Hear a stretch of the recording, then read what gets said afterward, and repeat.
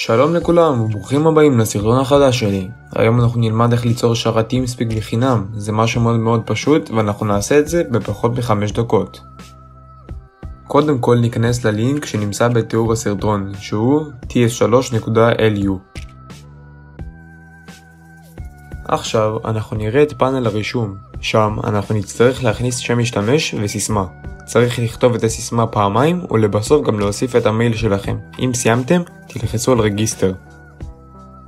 אתם יכולים לראות שזה משהו מאוד קל ופשוט.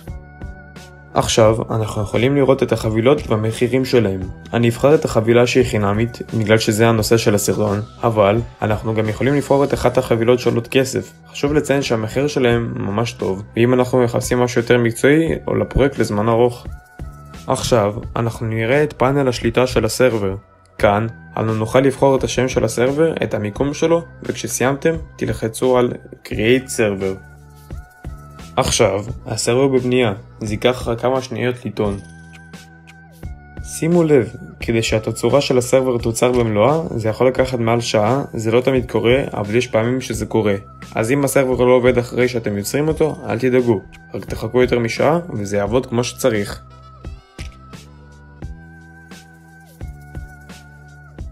עכשיו הסרבר מוכן.